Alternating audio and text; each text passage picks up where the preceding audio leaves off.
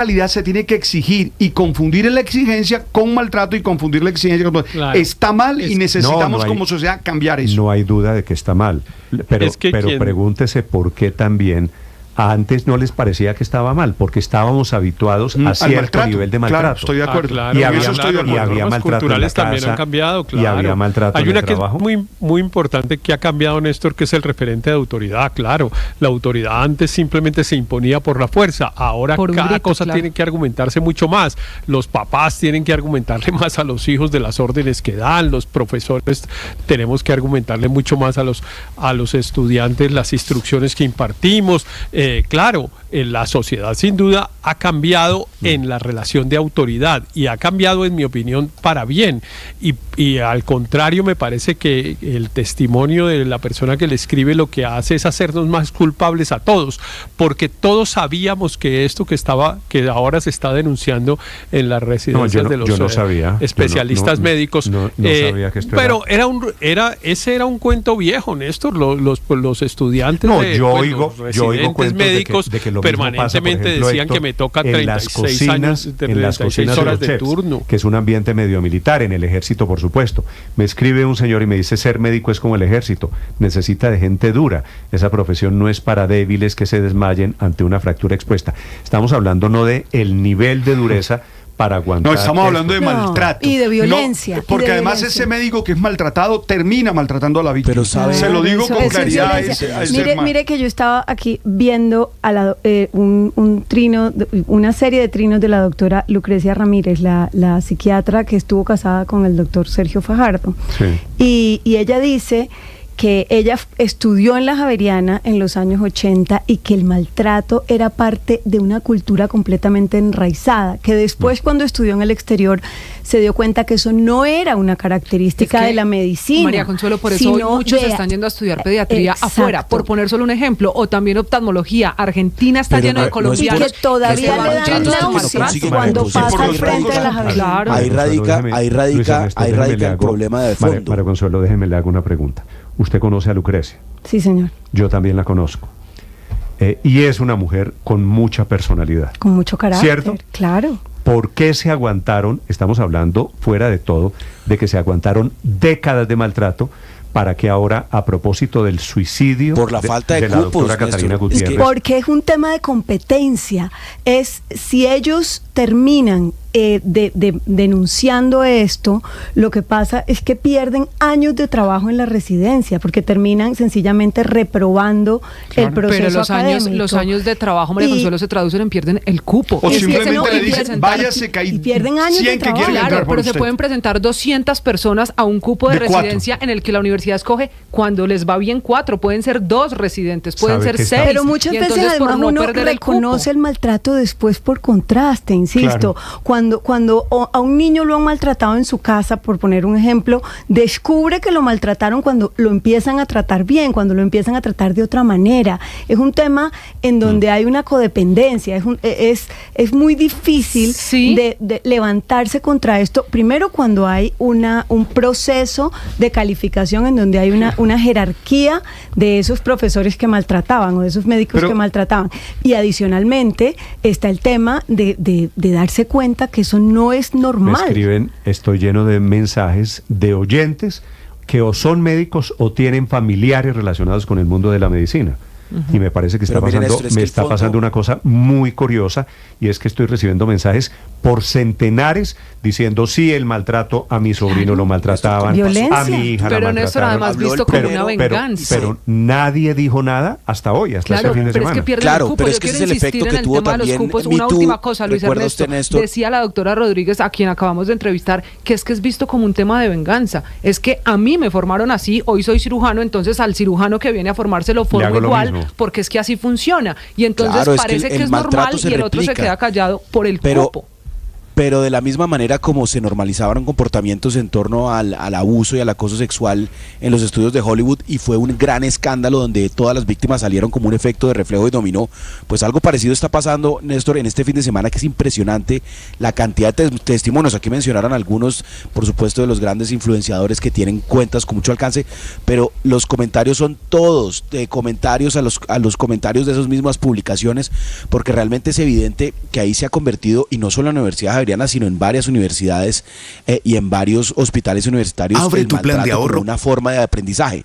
Y yo creo, Néstor, que esto tiene un fondo que todavía no se ha corregido, no solo la cultura, sino la falta de oportunidades y de competencia. Aquí lo han mencionado los compañeros, conseguir un cupo para una especialización en cirugía, en lo que usted quiera, es complicadísimo, se presentan 200 personas para 10 plazas. Entonces, se dan el lujo muchas universidades y muchos profesores y docentes, pues de hacer lo que se les da la gana, como lo decían, porque aquí, ¿cómo hace uno? Entonces termino, dejo tirado esto, pierdo 3 años de sacrificio y no me titulo. Entonces, definitivamente, aparte de las denuncias, es que haya más competencia y más oportunidades y más plazas para que las universidades sean conscientes que compiten por los estudiantes con calidad y con buen más plazas en un momento en donde seguramente un gran revolcón. Esperemos. En el sistema de salud, porque me están diciendo, fuera de todo, Paola, así como los médicos reciben malos tratos, dan malos tratos. ¿Sabe a quién le dan los malos tratos?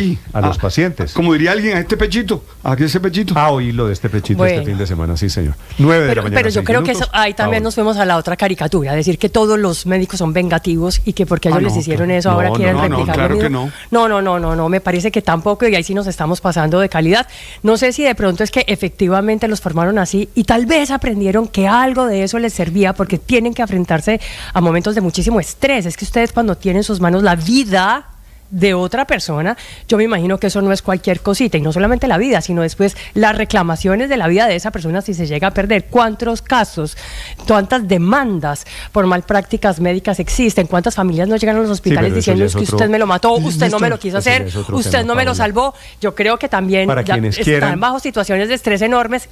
Se agrega ahora, pues, ni más ni menos que la amenaza de que muchos puedan perder el empleo. Esos profesores, esos médicos, miércoles estamos en una CPS quebradas, otras saliendo del mercado, no es fácil. Paola, yo doy fe de cómo me ha ido a mí en esta fiesta. No tengo ninguna queja de los médicos que a mí me han tratado. Es decir, no quiero, padre, decir, he dado con médicos maltratadores. No. Y esto, por supuesto, no es una generalización. Néstor, pero lo que pasa es que sí me parece ver adentro, en el ejercicio, en la preparación, en la capacitación de los médicos, cierto modus operandi. Hay una cultura que ha permitido. Sí, de acuerdo. Es una cultura, porque una forma de ser. Actos, prácticas, rutinas, dinámicas, eso se llama cultura. Néstor, pero mire que el asunto puede ser más profundo. Es que la mayoría de los médicos que se gradúan no se sienten conformes con ser solo médicos generales, y entonces quieren ser especialistas. Y ahí comienza el embudo, porque si usted logra un cupo para una especialidad y logra graduarse en esa especialidad, digamos que aumenta su estatus dentro del cuerpo médico. Sí, pero eso pasa en toda la sociedad, Aurelio. Pero en el caso de la medicina... Porque es que además le pagan menos, Aurelio. Mejora condiciones. Pero en el caso de la medicina y de especialidades, ese grupo reducido ya de profesionales que están en esa especialidad, pues eso tiene una repercusión en términos no solo de estatus, sino de ingresos, etcétera. Entonces, toda esa, digamos, de alguna manera, permítame la expresión, si puede ser brusca, toda esa rapiña por ser especialista frente a unas ofertas muy limitadas de cupos, llevan a que para poder lograr ese estatus se establezca una especie de régimen de hierro, que es decir, lo uno va derivado con lo otro, lo uno va concatenado con lo otro. ¿Y qué creo yo? Que si se va a hacer una reforma a la salud, debe empezarse por esto, por hacer una valoración, una actualización de la importancia del médico general. En Colombia hoy el médico general requiere mucha más importancia y mucho más valor y mucha más capacidad resolutiva para que eso pueda realmente convertirse en un profesional atractivo y a satisfacción de cada uno. Néstor, le agradezco a las muchas personas que están escribiendo sobre cómo les ha ido, sobre cómo los tratan. Muchas, de todas partes le escriben a uno. A usted también lo tienen ahí. Me tienen azotado. Son las 9. Néstor, esto es Daniel, la última. Néstor, esto es parte del proceso formativo. Yo no sé si ya en la residencia los estudiantes llenan encuestas de evaluaciones docentes. En cualquier universidad que usted mire grande en Colombia, hay unas evaluaciones docentes, en donde le pongo el caso de la universidad en la que yo trabajo, en la Universidad de los Andes, hay un módulo grande de preguntas sobre el trato del profesor hacia los estudiantes, si es un trato respetuoso, si es adecuado con las normas éticas de la universidad, etcétera.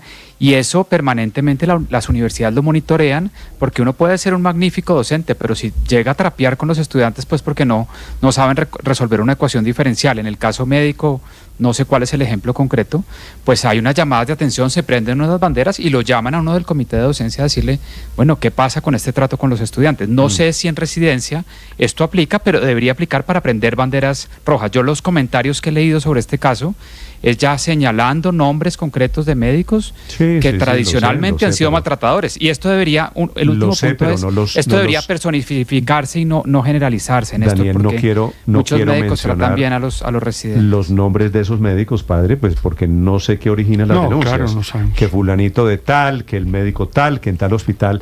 De momento me parece mejor que cada caso debe ser sometido a una investigación. Y con mucho cuidado, porque también en el caso de la doctora, hombre, está una familia, está el dolor de una familia. No, de acuerdo. No son temas fáciles No tampoco. quiero imaginarme lo que está viviendo la familia de la doctora Catalina. Son las 9 de la mañana, 11 minutos. Estás escuchando Blue Radio. Escanea este código y suscríbete a nuestro canal de YouTube, @Blue Radio Co. Y disfruta y participa de la programación de Blue Radio. Blue Radio, le ponemos cara a la radio. Blue Radio, la alternativa.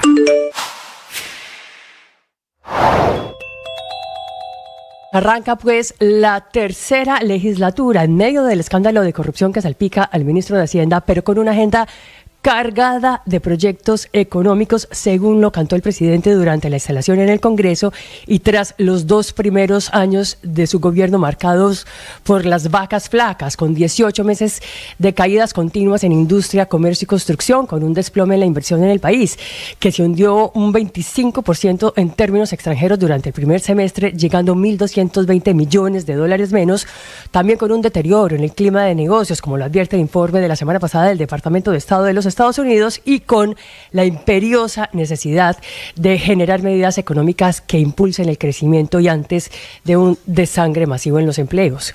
Razones que, por supuesto, llevan al presidente a poner los reflectores en el tema económico, con proyectos como cambios en las normas para agilizar justamente la reforma agraria, cambios también en las reglas eléctricas para abaratar los costos de producción de la industria y también para que llegue más económica la factura de luz a los hogares colombianos. Atención, acaba de renunciar el presidente del Bucaramanga, que no es un equipo cualquiera, es el campeón del fútbol colombiano. Renuncia sorpresiva su presidente, que era el doctor Jaime Elías Quintero. Javier Rodríguez. Hola Néstor, pues fue, como usted lo dice, muy sorpresiva la renuncia precisamente del dirigente Jaime Elías Quintero a la presidencia del Atlético Bucaramanga, luego de perder el equipo Leopardo el día de ayer contra Millonarios en el Estadio El Campín en Bogotá. La carta, Néstor, es de 6 párrafos y dice lo siguiente: esta decisión, aunque difícil, está motivada por mi deseo de emprender nuevos retos profesionales y personales, con la certeza de que he cumplido con el deber que me fue encomendado, y ese deber fue haber contratado a Dudamel y sacar al equipo Leopardo después de 75 años, Néstor, como campeón del fútbol colombiano, y luego de varias contrataciones para este segundo periodo. El tema, Néstor, es que esto cogió por sorpresa a toda la hinchada del equipo en el departamento de Santander. Se están preguntando por qué renunció el doctor Quintero, y hay varias hipótesis, Néstor. Una de ellas es que tuvo pues unos problemas en la última semana con el dueño del equipo Leopardo por la contratación de Michael Rangel como jugador del Atlético Bucaramanga, a lo cual tanto el profe Rafael Dudamel como Quintero se opusieron a este contrato, lo cual hasta el momento no ha llegado pues este jugador santanderiano nuevamente al equipo Leopardo. La otra hipótesis, Néstor, eso sí es por Cali, es que posiblemente sea el nuevo presidente del equipo América de Cali, que tiene nuevos inversionistas de origen venezolano, Néstor. Sí. ¿Quién es el dueño hoy en día del Bucaramanga, Javier? Néstor, el dueño es un empresario de Ocaña. Él maneja temas relacionados Oscar con Álvarez. Estaciones de servicio, precisamente, sí señor, ese es el nombre de él, de servicios Oscar Álvarez, estaciones de servicio, de gasolina, sí, el doctor Álvarez. Okay, bombas de gasolina. Y su tesis, Javier, es que pelean el dueño y el presidente del club. sí por una contratación que quería imponer el dueño del club, que es Michael Rangel, un jugador santanderiano, delantero, Néstor, y querían imponer ese nombre para mejorar la plantilla del equipo de Leopardo para el segundo semestre. El tema es que se opuso Dudamel y el doctor Quintero, y ahí se generó pues la crisis que genera en este momento la renuncia de Jaime Rangel Quintero. Tuvo una buena época, pero desde hace años no la pega, no ha tenido un buen desempeño, pero y ha tenido pues algunas quejas de los técnicos. Voy al siguiente punto.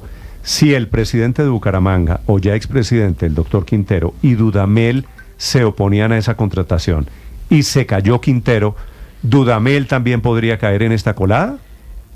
Eso es lo que se dice, Néstor. Hay muchos temas ahí que está generando un manto de duda dentro del manejo del Atlético Bucaramanga, luego precisamente de alcanzar la primera estrella, y es que el presidente, el dueño, digámoslo así, el dueño del equipo quiere imponer unos jugadores, a lo cual pues el expresidente Quintero se opone, y también el profe Dudamel.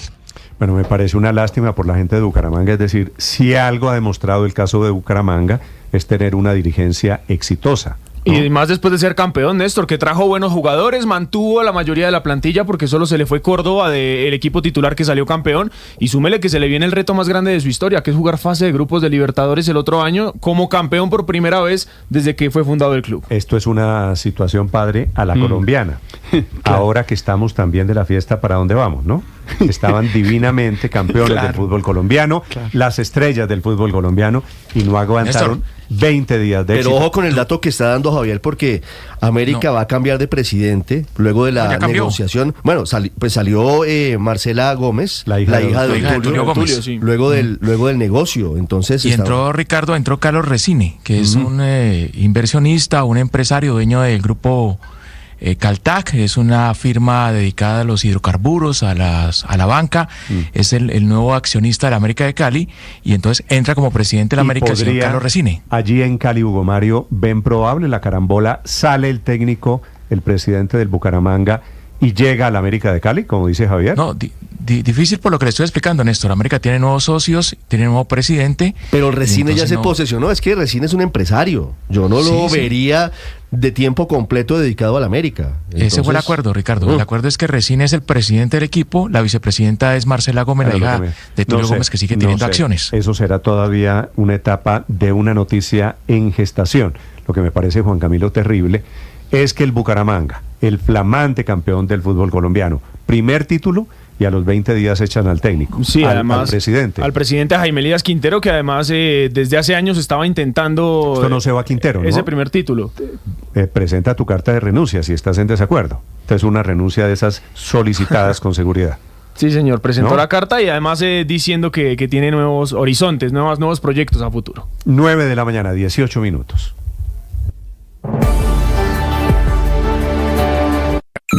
Escanea este código y suscríbete a nuestro canal de YouTube, @Blue Radio Co. Y disfruta y participa de la programación de Blue Radio. Blue Radio, le ponemos cara a la radio. Blue Radio, la alternativa. Para ser feliz, no basta con el talento, con los dones, con los carismas. Es necesario tener carácter. ¿Y qué significa tener carácter? Esa capacidad de tomar decisiones y de sostener las decisiones. Esa determinación con la que se vive, con la que se hace el camino. Para que haya carácter, se requiere disciplina, voluntad, compromiso. Por eso hoy te quiero invitar a que revises cuál es la fortaleza que te empuja a las decisiones. Tienes que ser dueño de ti. Es decir, asumir las consecuencias de lo que decides y haces. Eso implica ser capaz de vivir con determinación. Revisa cómo estás enfrentando la vida. Tiene que ser con mucho carácter. Tú sabes.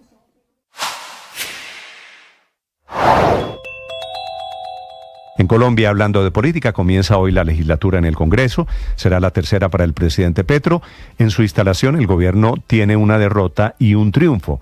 eligió a Jaime Raúl Salamanca, como presidente de la Cámara de Representantes. Triunfo para el petrismo, ganaron los verdes petristas que derrotaron a Catherine Miranda, pero en el Senado el elegido fue un antipetrista, el conservador barranquillero Efraín Cepeda, que al principio estuvo cerca del gobierno y después se alejó. Esa relación entre el Capitolio y la Casa de Nariño comienza con el presidente Petro pidiendo perdón por el escándalo de la Unidad de Gestión de Riesgo, por haber nombrado a Olmedo López, pero no dijo ni una palabra el presidente Petro sobre el tema de fondo, que es la corrupción que se movió con plata de la Unidad de Gestión de Riesgo. Una corrupción en la que, según el mismo testimonio de Olmedo López, participaron ministros, el del Interior y el de Hacienda, participaron funcionarios en la Casa de Nariño, en cuyas oficinas se organizó el gran montaje de compra de votos y de conciencias en el Congreso de Colombia.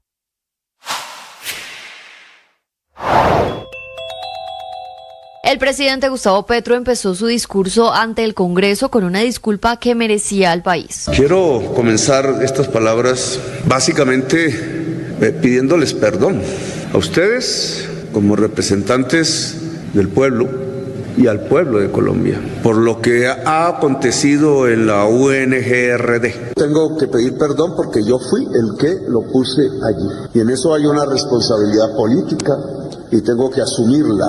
El escándalo de la Unidad Nacional de Gestión del Riesgo fue el punto de partida de un discurso en el que el mandatario reconoció que la corrupción se metió en su orilla política. El señor Olmedo nunca fue una transacción política de ningún grupo aquí presente ni ausente. Él viene de la izquierda, lo cual hace que tengamos que pensar que el tema de la corrupción no es un tema ideológico, no hay una barrera ideológica que divida. La corrupción en Colombia en realidad es una cultura. Luego, durante 1 hora y 4 minutos, el mandatario entregó el balance de su gobierno, que para él fue eficiente. En medio de las turbulencias de los Olmedos, esto ha sido un elixir y un oasis. Porque de alguna manera, y tengo que decirlo, el gobierno ha sido eficiente.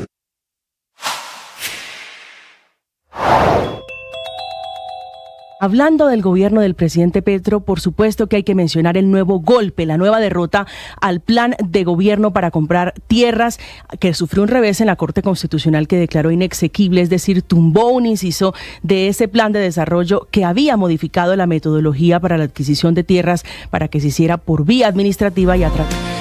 9 de la mañana, 22 minutos. Confianza con el crecimiento en el número de los pasajeros, de las personas que viajan en avión, sector que se recupera muy bien en Colombia luego de ser uno de los más afectados por la pandemia con los cierres de los aeropuertos y confinamientos. Durante el primer semestre de este año viajaron en avión 26.859.000 pasajeros y esta cifra aumenta 16,8%. De acuerdo con la Aeronáutica Civil, esto quiere decir que 3.867.000 personas adicionales se movilizaron por los aeropuertos del país durante el primer semestre de este año. La movilización de pasajeros internacionales desde que se abrieron los aeropuertos es la que más rápidamente se ha recuperado y en este nuevo reporte sigue muy dinámico este mercado. Los viajeros que entraron y salieron del país en avión fueron 10.960.000 con un repunte muy fuerte del 24,6%. Pero el mercado doméstico, que es al que más le ha costado la recuperación, también está mostrando cifras positivas.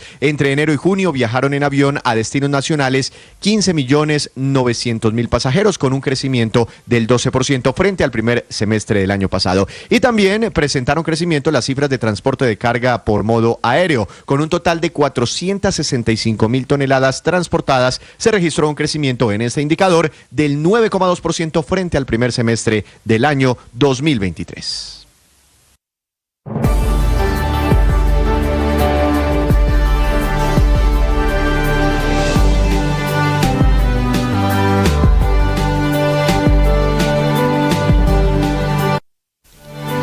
Apple como líder en ventas tecnológicas en el país. Ello según el último reporte de la Superintendencia de Sociedades con las 1.000 empresas más grandes de Colombia, en donde da cuenta de unos ingresos de Apple Colombia por 2.3 billones de pesos en el año pasado, 13% más que el año inmediatamente anterior y un 70% por encima, casi doblando a su competidor más inmediato, Hewlett Packard Colombia, que obtuvo ingresos por 1.4 billones de pesos en el año 2020. 2023.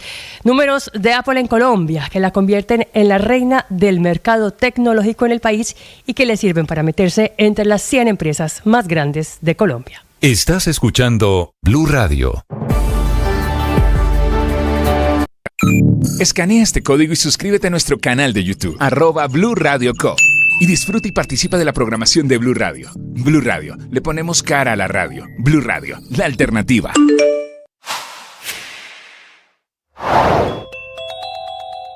Gran preocupación en la Fiscalía frente a la inexplicable desaparición del computador de la exasesora del ministro de Hacienda, María Alejandra Benavides, quien aparece en los comprometedores chats con Sneider Pinilla, enviando mensajes a nombre del ministro Ricardo Bonilla para que se acelerara la entrega de los polémicos contratos que serían para favorecer a congresistas. Aunque desde el Ministerio de Hacienda aseguran que toda la información contenida en ese computador está resguardada en la nube, es un muy mal mensaje al país que justo cuando se conoce su presunta vinculación en el escándalo, nos enteremos de la desaparición de su dispositivo electrónico. Lamentablemente no es el único caso de extraña desaparición de materiales clave para determinar la magnitud del escándalo. Desaparecieron también el disco duro de un computador que utilizó al principio. 9 de la mañana, 25 minutos, mucha atención. Se le está despejando el camino a Kamala Harris, que va a quedarse con la candidatura. La nominación de los demócratas será confirmada seguramente en la convención del 19 de agosto. Esta mañana de lunes, no han pasado 24 horas desde la renuncia del presidente Biden. Muchos pesos pesados de la política demócrata están declinando sus candidaturas, con lo cual obviamente se le facilita todo el trayecto político a la actual vicepresidenta Kamala Harris desde Washington. Juan Camilo Merlano. Y no es solamente, Néstor, que digan que no van a aspirar a la presidencia, sino que dicen que respaldan la candidatura de Kamala Harris, que quieren que sea la nominada del Partido Demócrata de cara a las elecciones del 5 de noviembre. Nombres destacables como Gretchen Whitmer, que era una de las que sonaba, gobernadora de Michigan, está sumándose a la campaña de Harris esta mañana. J.B. Pritzker, el exgobernador de Illinois, quien también despertaba cierta inquietud porque tiene bastante músculo financiero, su familia es multimillonaria, son los dueños de la cadena de hoteles Hyatt, está diciendo esta mañana que respalda a Kamala Harris. Andy Beshear, el gobernador de Kentucky, visto como un demócrata de centro en un estado moderado, también se está sumando a la campaña de Kamala Harris. Había otro nombre que estaba gravitando, que es el de Joe Manchin, quien es senador por Virginia Occidental, quien era demócrata, se pasó a independiente y había como ciertos rumores de que estaba pensando en lanzar su candidatura, volver a inscribirse como demócrata y enfrentarse a Kamala Harris, pero él mismo esta mañana está diciendo en una entrevista que no es así, que no busca la presidencia de los Estados Unidos, ser el nominado, pero que sí espera que haya un proceso abierto en el Partido Demócrata y que esto no sea una designación, por decirlo de cierta manera, a dedo. En todo caso, Kamala Harris tendrá su primera aparición pública hoy, luego de lo que fue la renuncia del presidente Joe Biden y el anuncio de que la respalda a ella para que busque la nominación por el Partido Demócrata. Será en cuestión de una hora, será en la Casa Blanca, será una aparición, si se quiere, de carácter institucional.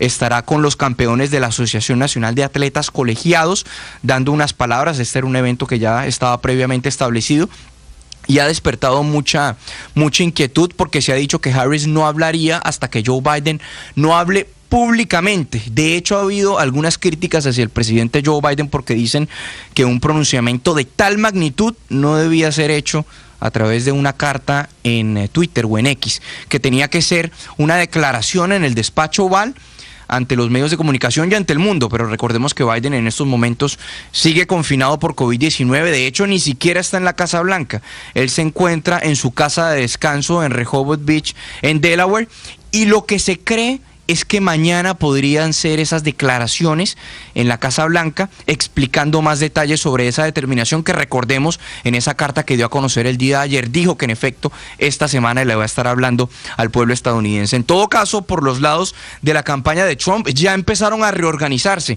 dirigiendo su publicidad y avisos y ataques en contra de Kamala, diciendo que ella es responsable, por ejemplo, del desastre en la frontera, porque recordemos que la primera tarea que le impuso Joe Biden a Kamala Harris cuando inició su mandato fue el de ser, de cierto modo, el azar de la frontera. eso salió mal porque vimos las cifras de cruces ilegales. Cerca de 8 millones de migrantes cruzaron de manera irregular la frontera hacia los Estados Unidos desde que inició el mandato del presidente Joe Biden. También la culpan de la inflación histórica, recordemos esa cifra del 9.1% en lo que fue el año 2022, que ya se ha logrado controlar un poco. Otro hecho de gran importancia que se está presentando en este momento es una audiencia en el Comité de Supervisión y Vigilancia de la Cámara de Representantes con nada más y nada menos que la directora del Servicio Secreto, Kimberly Chittle, quien acaba de decir en sus declaraciones iniciales a propósito del intento de asesinato contra el expresidente Donald Trump, dijo, abro comillas,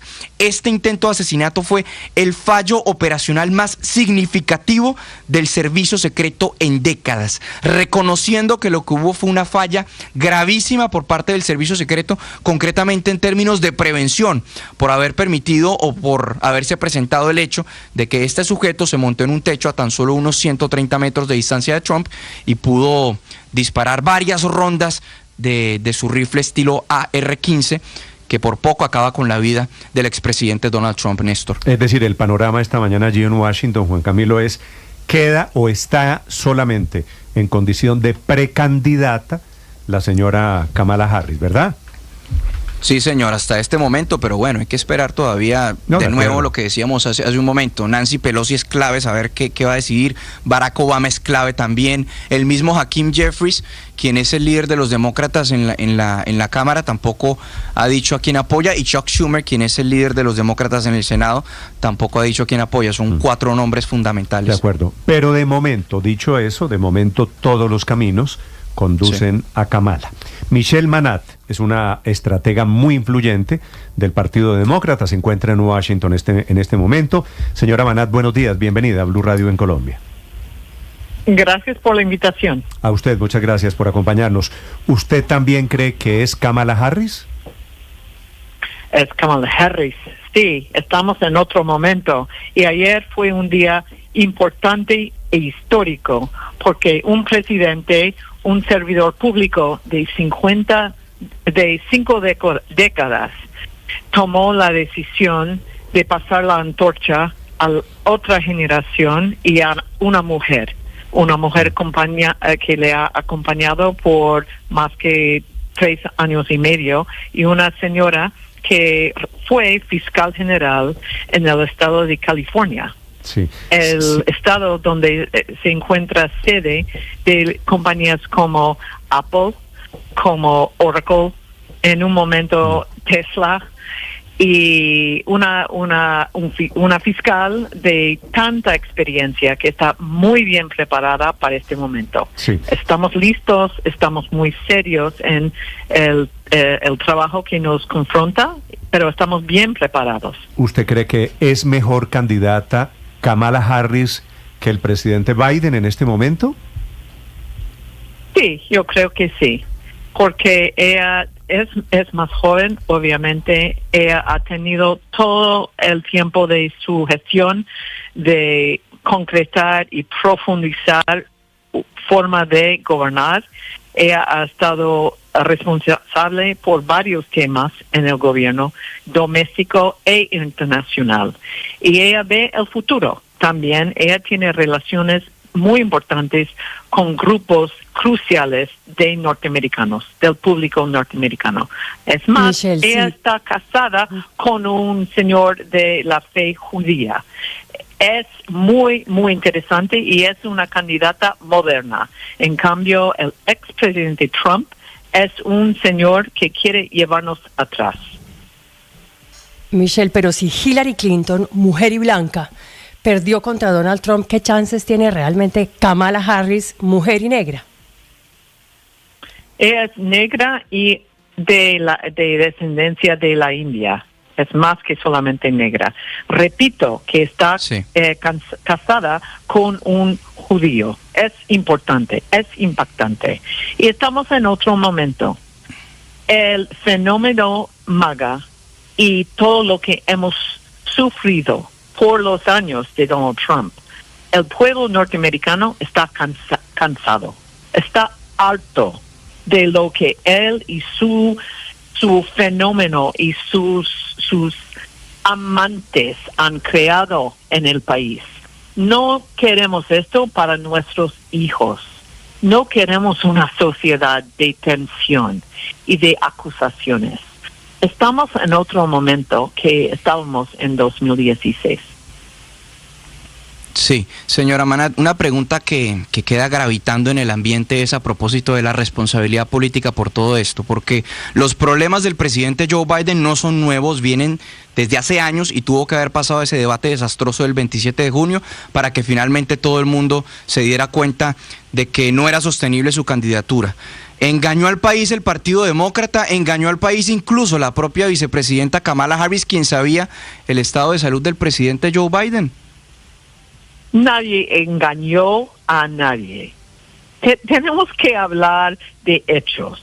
Y los hechos que son que el presidente Biden tiene la edad que tiene. Nadie negó esto. Él está en una condición más delicada ahora que hace aún un año atrás. Pero con dignidad y respeto al puesto de ser presidente de Estados Unidos, él se presentó al público en discursos en la Casa Blanca misma, en unas ruedas de prensa, aunque limitadas, digo esto, subrayo esto, y él estaba gobernando el país. El trabajo de gobernar un país como Estados Unidos, liderando en el mundo, confrontando a Putin, a Xi, a Irán, a todos los países muy complicados para Estados Unidos, manejando la alianza con Colombia y con los países de los Andes. Es un trabajo de 24/7. Claro. Y el presidente Biden lo estaba haciendo y sigue haciéndolo. No vamos a caer en todo el engaño del movimiento MAGA. Michelle, una pregunta final. Faltan 3 meses y medio para las elecciones presidenciales en Estados Unidos, son el 5 de noviembre. ¿Le alcanzará el tiempo si es finalmente proclamada a Kamala Harris como la candidata para ganarle a Donald Trump? ¿El tiempo sería suficiente o está en contra de lo que significa ya estar sobre la marcha y sobre la hora de las elecciones? No hay otra opción. Somos un partido serio y tenemos representantes, tenemos oficinas, tenemos infraestructura en todos los estados, más los territorios del país. Sí hay tiempo.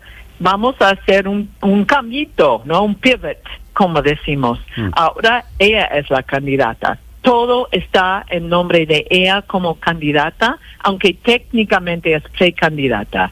Y a fin de, en un mes, en la gran ciudad de Chicago, vamos a tener la nominación y su aceptación formal. Pero sí, hay tiempo, sabemos bien cómo es el camino de una campaña.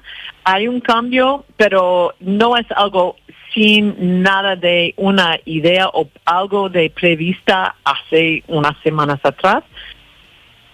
Capaz meses atrás, había la posibilidad. Entonces, hay tiempo y hay entusiasmo y hay compromiso de todos los grupos, de todos los ayudantes, de todos los donantes.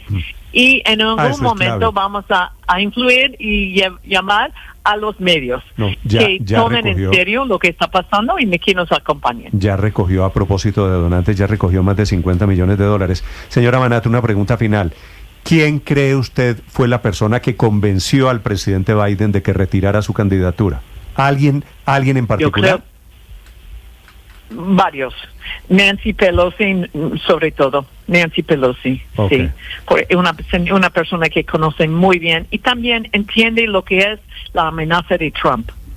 Como número uno.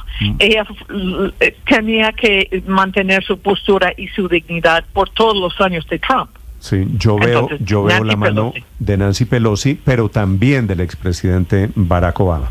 Es Michelle Amanat, una estratega demócrata, se encuentra en Washington, hoy que se están reorganizando las piezas del rompecabezas con una nueva jugadora, posiblemente la vicepresidenta Kamala Harris. Señora Amanat, gracias por acompañarnos, le deseo un feliz día allí en Washington. Igual, gracias. Ahora, no sé, Ricardo, si Trump va a atacar por igual a un hombre, Biden senil y vulnerable, o a una mujer. Sí, pero aquí tiene que empezar a mirar en perspectiva y de forma diferente la campaña. Sí, me parece que el tema de género le mete. El tema de género marca una diferencia. Yo creo que le va a alcanzar a Kamala Harris. Yo creo que le va a alcanzar para ganar al presidente. Yo me temo que va. Yo creo que es probable que Kamala Harris sea mejor candidata que Joe Biden y que le compita. Eso no es mucho decir, ¿no? No ha sido la mejor vicepresidenta. Que eso no es mucho decir. Lo que pasa es que, Néstor, yo sí veo que lamentablemente los demócratas van rumbo a una derrota. Se demoraron mucho haciendo el cambio de candidato, el deterioro del presidente Biden era evidente, pero también hay una situación que es estratégica y es, no hay duda que todos los demócratas que están inscritos van a votar por Kamala Harris o por el que sea que enfrente a Trump. Ese no es el punto. La elección no se gana con los demócratas ni convenciéndolos que tengan una mejor candidata en Kamala Harris porque es joven. La elección se gana es en 6 estados que están hoy determinando los llamados swing vote states, donde están teniendo además una disputa por convencer a republicanos, no demócratas, republicanos que no les gusta Trump, que entienden que Trump es un absoluto desastre, es un populista, y esos votos los capturó Joe Biden, que es un hombre blanco, pues relativamente moderado, de hecho muy de centro, y no veo cómo la vicepresidenta Kamala Harris vaya a capturar esa votación. ¿Usted está pesimista, Luis Ernesto? Me da la impresión. Sí, yo creo que van lamentablemente rumbo a una derrota, y escuchando ahora a nuestra entrevistada, creo que es inminente, porque ella resaltaba los atributos de diversidad, de modernidad de Kamala.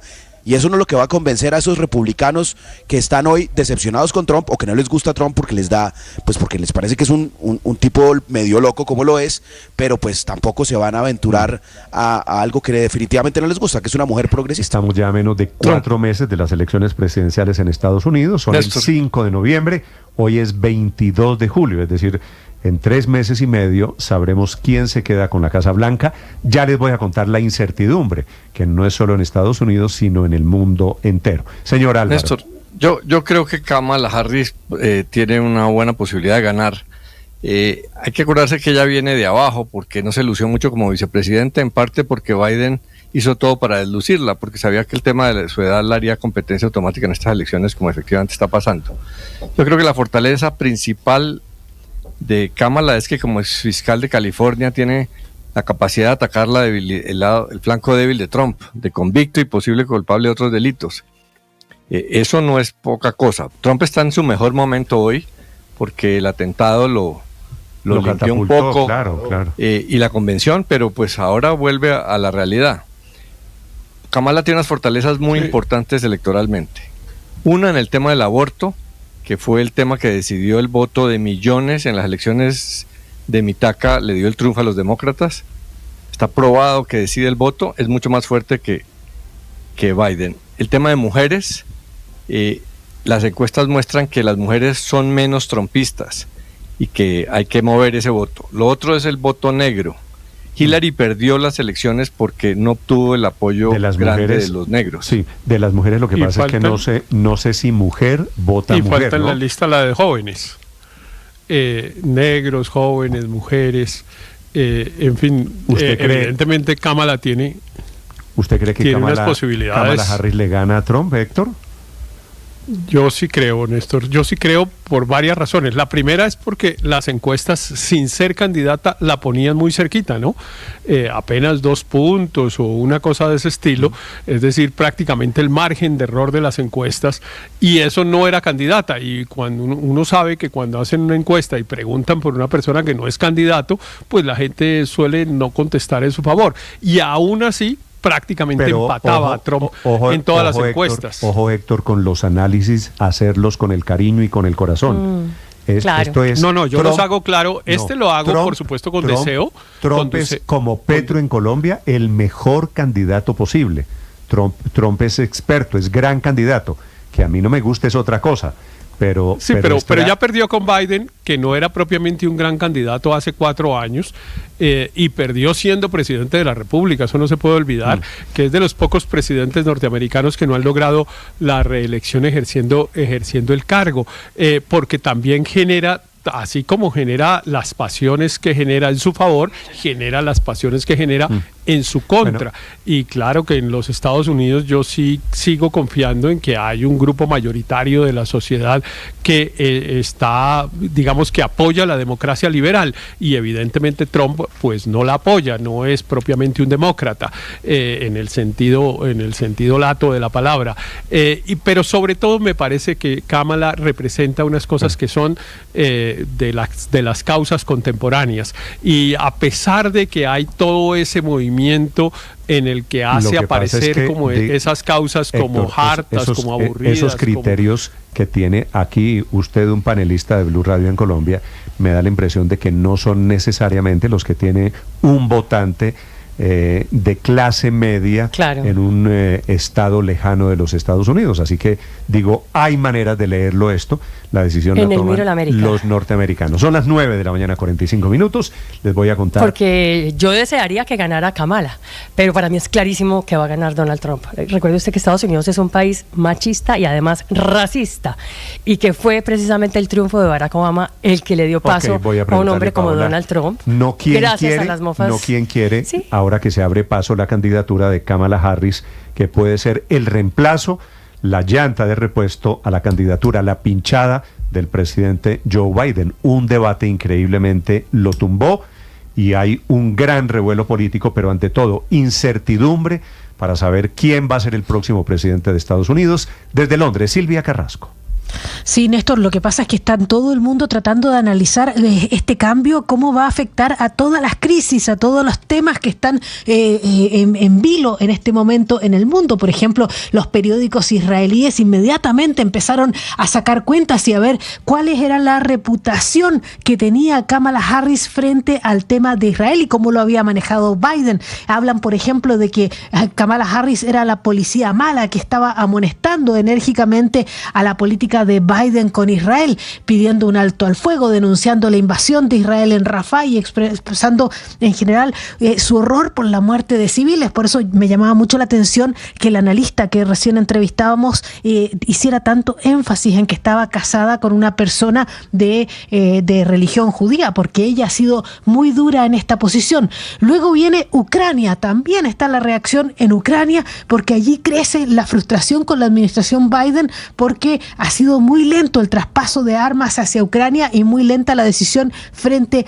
a Putin. Por lo tanto, ellos esperan y tienen la esperanza de que Kamala Harris en ese sentido esté mucho más abierta a apoyar a Ucrania. Pero hay otros temas. Está también lo que pasa con China. Recordemos que China tiene altas preocupaciones por la posibilidad de que Donald Trump vuelva al gobierno y que vuelvan a desatarse esas guerras comerciales que vivimos en el mundo antes de la pandemia, porque estaba el presidente Trump poniendo aranceles cada vez mayores a los bienes chinos. En general, el presidente Biden eso no lo rebajó, pero sí rebajó la tensión con China. Eso es el otro tema también pendiente, es Irán. ¿Qué es lo que va a hacer con Irán? Sabiendo que Irán está involucrado en la guerra de Gaza y también tiene una cuenta pendiente con Estados Unidos por la matanza de altos generales de la Guardia Revolucionaria. Esos son los temas principalmente que preocupan, y también lo que preocupa a Europa, Néstor. Recordemos que se está viviendo un momento en Estados Unidos en que los demócratas no tienen un líder claro, pero tampoco Europa tiene en este momento un líder claro. Los líderes habituales, que podrían ser Alemania o Francia, salieron tremendamente golpeados en las últimas elecciones, y sus mandatarios, Olaf Scholz en Alemania y Emmanuel Macron en Francia, ni siquiera tienen control claro del gobierno. O sea, Olaf Scholz sigue siendo el canciller, pero sacó un 14% de los votos en las últimas elecciones europeas, y en las últimas elecciones de Francia ni siquiera quedó ningún partido con mayoría clara. Por lo tanto, hay preocupación, porque si no hay liderazgo en Europa y no hay liderazgo en el Partido Demócrata, hay dificultad para entenderse. Pero luego también está el Reino Unido con un gobierno de izquierda. Por su parte, Francia podría lograr una alianza entre la centroizquierda para gobernar. ¿Qué harían frente a un gobierno de derechas radicales como Donald Trump? Esa es otra preocupación preocupación que hay, sobre todo en torno al tema de la OTAN. ¿Cómo va a seguir la OTAN adelante en esa guerra frente a Rusia? Por lo tanto, hay muchísimos elementos que están en la balanza para saber cuál es la postura de Kamala Harris y qué posibilidades reales tiene de ganar en un mundo donde hay altísimas incertidumbres y que puede ser demasiado caro o sello pasar de la cara clara o a la cara oscura de la luna simplemente con que un u otro candidato gane en las próximas elecciones. Pero teniendo en cuenta que el Partido Demócrata todavía no tiene un candidato claro, Néstor.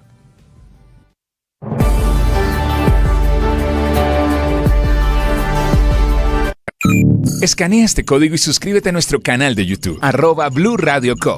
Y disfruta y participa de la programación de Blue Radio. Blue Radio, le ponemos cara a la radio. Blue Radio, la alternativa.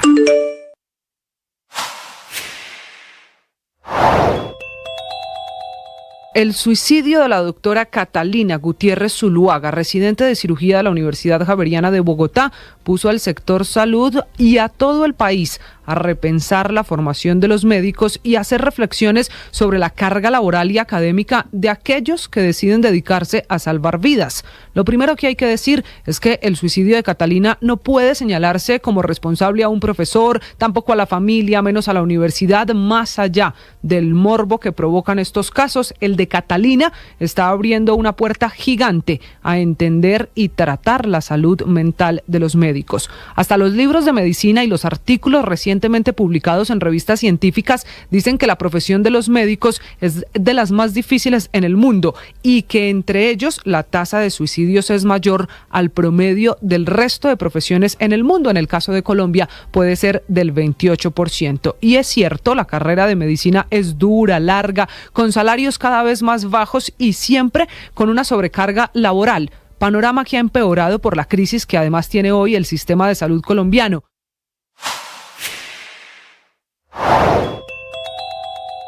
El presidente Petro defendió la gestión de su gobierno, dijo que era un gobierno eficiente. En ese momento se escucharon risas y palmadas en el Capitolio Nacional. La réplica que estuvo a cargo de varios congresistas, Miguel Uribe del Uribismo, David Luna de Cambio Radical y Daniel Carvalho, un antioqueño que encaró al presidente para decirle que está gobernando mal y desilusionando a quienes confiaron en la promesa de cambio, que es al final de cuentas de lo que se trata la frustración. Todos en la oposición pidiendo que este gobierno controle la situación de orden público, sobre todo en el occidente. La guerrilla y los delincuentes están gobernando al país, fue la sentencia del Centro Democrático de Miguel Uribe.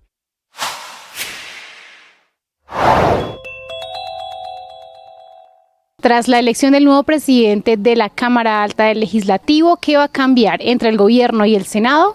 Esto fue lo que contestó su presidente Efraín Cepeda en Mañanas Blue. He expresado, Néstor, que seré un presidente garantista, que pondré el oído a todas las bancadas. De hecho, convoqué para mañana martes a los voceros de todas las bancadas con asiento en el Senado, gobierno, oposición, independencia, para poder pues examinar cómo sería también la agenda legislativa, pero también diciendo, y lo he expresado claramente, tan importantes serán los proyectos del gobierno como los proyectos del Congreso, de los congresistas. Yo aquí me he expresado que la palabra es concertación. Lo que no puede ser el Congreso es notario de iniciativas gubernamentales, como no lo ha sido mi partido. Pero en la medida en que avancemos en concertación, pues yo creo que sería Son las 9:53 y a esta hora con TCC llegan los deportes a Mañanas Blue. Empezamos hablando de James Rodríguez, quien está negociando su terminación de contrato con el Sao Paulo de Brasil. Tras ser la figura de la Copa América, el 10 rescindirá su contrato que iba hasta junio de 2025 para poder negociar con otros clubes. Ayer el equipo paulista empató 0-0 frente a Juventude por el Brasileirao y después del juego al técnico Luis Subeldía le preguntaron por la situación. Es una decisión institucional junto con los intereses del jugador y yo ya no puedo hablar más del asunto. En todo caso hay que preguntarle a la dirigencia y al jugador. Y aunque los rumores apuntan a que James regresará al Porto, el diario A Bola de Portugal dice que la operación no será fácil de realizar, pues el equipo blanquiazul no pasa por la mejor situación financiera y el salario de James se sale del presupuesto. Y hablamos ahora de la fecha 2 del fútbol colombiano. Vendrá el movimiento de tiro libre, atención, Vanguero por encima de la barrera, dentro. Fue Danovis Vanguero, gol para Millonarios que le dio la victoria 1-0 frente a Bucaramanga en el Campín. Falcao fue titular por primera vez con el equipo azul en la Liga Nacional, jugó 76 minutos, remató 5 veces, una de ellas a puerta y solo falló 2 pases. Muy arropado por el público, por mis compañeros, agradecido con todo el cuerpo técnico y la gente. Importantísimo ganar en casa, hacernos fuerte y siempre es más fácil poder mejorar a partir de las victorias. En el Atanasio Girardot, Nacional le remontó en menos de 10 minutos al América para un resultado de 2-1. Allí viene Cardona para cobrar con pierna derecha. Ahí está Cardona, impactó el balón al fondo. ¡Gol! ¡Gol! Este es el gol de Edwin Cardona al minuto 90+4. Ya había anotado William Tecillo para Nacional, empatando luego del tanto de Duván Vergara para el conjunto americano. Repito, el técnico de Nacional valoró esta victoria. Creo que un poco con juego, otro poco con actitud. Pudimos dar vuelta al partido y ganar un partido muy importante, clásico, que era importante porque son los primeros, por todo lo que se había vivido en la previa, por lo que era el escenario con toda la gente empujando. Y habló el técnico del América, Jorge Polilla da Silva. Lógicamente que la sensación es de una bronca tremenda porque se nos escapa un partido que tuvimos muy bueno. Yo considero que el equipo jugó con personalidad, con inteligencia, con carácter. Hubo momentos mejores que otros y en 2 jugadas por errores nuestros se nos termina escapando. Y en Barranquilla, Junior hizo respetar el Metropolitano. Vencieron 2-1 al Boyacá Chicó, goles de Carlos Vaca y Didier Moreno. Por los ajedrezados descontó Frank Lozano. Arturo Reyes, técnico Tiburón. Creo que Junior hizo un buen juego.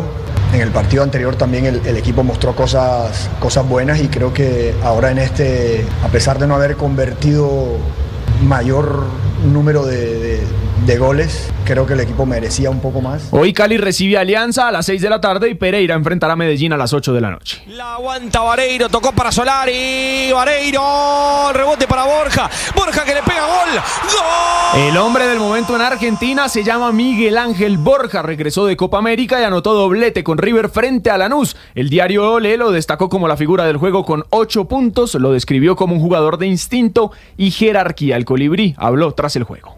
Creo que nos vamos por el sinsabor, pero bueno, gracias a Dios pudimos empatar sobre la hora. Creo que era difícil, el partido se tornó difícil, pero bueno, fue un punto que suma también. En el ciclismo internacional, el hombre es Tadej Pogačar, quien logró su tercer Tour de Francia en la historia. Tadej Pogačar no es campeón del Tour, es campeón del Giro y del Tour de Francia. Historia se escribe en esta edición número 111 del Tour. Tadej competirá en la prueba de ciclismo de ruta de los Olímpicos de París 2024 el día 3 de agosto. Y hablando de los Juegos de París, conectamos con Ricardo Rego, quien ya se encuentra en la capital francesa. Richie, feliz día. Juan Camilo, buenos días desde París. A 4 días del inicio de los Juegos Olímpicos París 2024, varios detalles aquí en la Villa Olímpica. Un blindaje absoluto. La seguridad en el sector de Saint-Denis es total. Calles blindadas, bloqueadas. Hoy la presencia del presidente Emmanuel Macron, el presidente de Francia, ha obligado también a un despliegue gigantesco para la presencia del primer mandatario de los franceses, que a propósito ha dado un parte de tranquilidad. Vino a echarle un último vistazo a esta espectacular Villa Olímpica, que ya acoge a más de 3.000 deportistas. Se esperan cerca de 14.000 habitantes en esta ciudadela olímpica. Escuchemos al presidente Macron. Nous sommes prêts, olympiques. Nous sommes prêts et nous serons prêts tout le long. Estamos listos y estaremos listos durante los Juegos. Todos nos hemos movilizado, todos están listos y las fuerzas de seguridad interna como nunca antes. No solo para la ceremonia de apertura, sino durante toda la temporada olímpica. París se prepara, el río Sena está dispuesto, cerca de 200 embarcaciones estarán en el acto inaugural el próximo viernes. Se recorrerán puntos icónicos como la Torre Eiffel, la presencia del Museo del Louvre y por supuesto el puente Alexandre III. Serán puntos de interés para quienes disfruten aquí en territorio francés y por supuesto a través de la televisión una mágica presentación de acto inaugural de estas justas. Colombia ya cuenta con parte de su delegación en la Villa Olímpica, ha llegado el boxeo, ya está presente la arquería, que será la primera disciplina en competir, será el próximo jueves en la madrugada de Colombia. Y claro, en Lyon el fútbol femenino se prepara para el debut. También este jueves, sobre las 2 de la tarde, hora de Colombia, enfrentando a Francia. Desde París, palpitando esta antesala a los Juegos Olímpicos, Ricardo Rego, Mañanas Blue. Gracias, Richie. 9:59, todo en deportes en Mañanas Blue. Estás escuchando Blue Radio. Escanea este código y suscríbete a nuestro canal de YouTube, @Blue Radio Co. Y disfruta y participa de la programación de Blue Radio. Blue Radio, le ponemos cara a la radio. Blue Radio, la alternativa.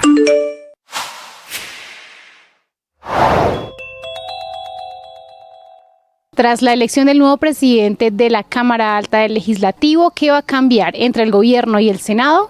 Esto fue lo que contestó su presidente Efraín Cepeda en Mañanas Blue. He expresado, Néstor, que seré un presidente garantista, que pondré el oído a todas las bancadas. De hecho, convoqué para mañana martes a los voceros de todas las bancadas con asiento en el Senado, gobierno, oposición, independencia, para poder pues examinar cómo sería también la agenda legislativa, pero también diciendo, y lo he expresado claramente, tan importantes serán los proyectos del gobierno como los proyectos del Congreso, de los congresistas.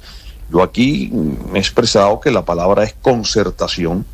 Lo que no puede ser el Congreso es notario de iniciativas gubernamentales, como no lo ha sido mi partido.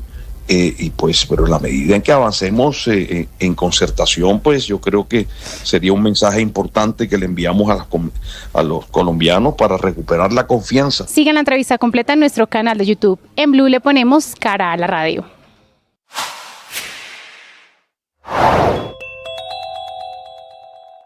Hola, soy Rogelio Ramos, periodista de Mañanas Blues. A 6 días de las elecciones presidenciales en Venezuela les comentamos las noticias más importantes hasta el momento. Arrancó la recta final de la campaña electoral y el candidato y presidente Nicolás Maduro estuvo recorriendo los estados llaneros de Barinas, Apure y la isla de Margarita, mientras que la líder opositora María Corina Machado y el candidato Edmundo González estarán hoy en su cierre de campaña en el estado Zulia, la segunda plaza electoral más importante del país. Para más información, suscríbase a nuestro canal de YouTube.